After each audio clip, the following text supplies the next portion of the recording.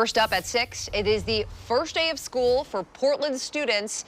And this year, of course, back to school means back to remote learning.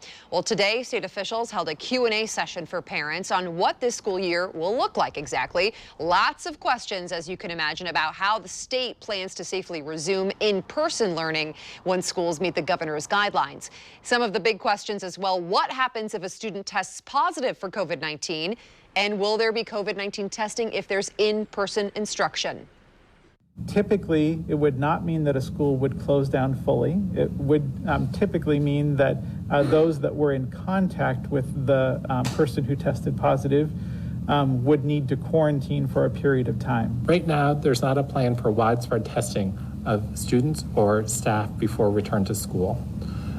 That's why we have in place the metrics for reducing the cases in the community so we can reduce the risk of introduction of COVID into the schools.